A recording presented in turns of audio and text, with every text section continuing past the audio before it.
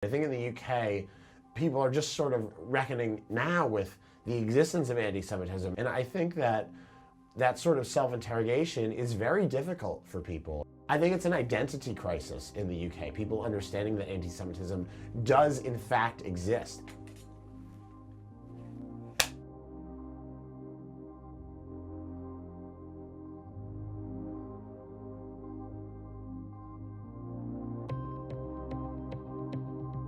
I've experienced anti-Semitism from people who are on the far left and the far right, and people who are black and white, men and women. Anti-Semitism is not restricted to one party or gender or race. Anti-Semitism is for everybody.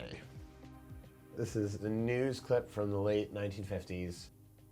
A swastika got painted on a synagogue in Leeds. Finally, are you worried? No, not in the least. There's nothing to be worried about. One ignores these things. I think that's so British, to just be like, yes, there's nothing to worry about, one ignores these things. But I also think, that's sort of the reason that people are surprised that anti-Semitism is a part of the culture. The vast majority of people are not actively anti-Semitic. And when anti-Semitic stuff like that did happen, and for many years when it has happened, it's sort of like, oh, we'll wash it off the wall and get on with business as usual. And now that it's back in the forefront, I think it's shocking for people, precisely because it is the kind of thing that you would move past. Nem nyílt sisakos, hanem rejtőzködő. Nem egyenes, hanem fortélyos. Nem becsületes, hanem alantas. Nem nemzeti, hanem nemzetközi. Nem a munkában hisz, hanem pénzzel spekulál. Nincs saját hazája, mert úgy érzi, övé az egész világ.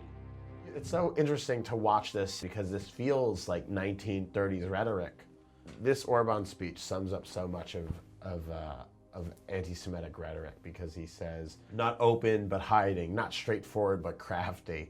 And then he goes, not national but international. It's that tie between nationalism and anti-Semitism, that Jews are somehow not from here. They don't belong here. They're part of this global cabal that's here to take stuff away from us. And always the crafty thing. There's no way to describe Jews that doesn't sound ludicrous when they go into sort of that stereotype. They're crafty, or they're sneaky, they're wily. I think Jews get bludgeoned with Israel sometimes. I think Israel is like a very weird lead pipe for a lot of people. They're just like, well, you're Jewish, so explain this Israeli policy.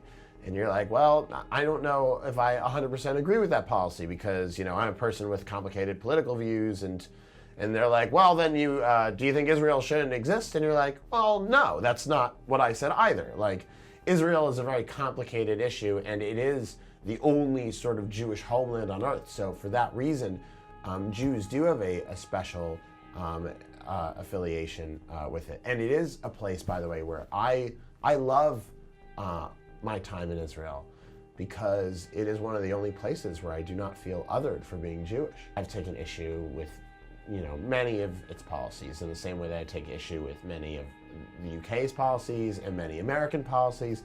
But I do think Israel is used as a complete mask for anti-Semitism sometimes, or it's used to justify anti-Semitism. My favorite quote about anti-Semitism is this John Paul Sartre quote, which is that if the Jew did not exist, then the anti-Semite would have to invent him.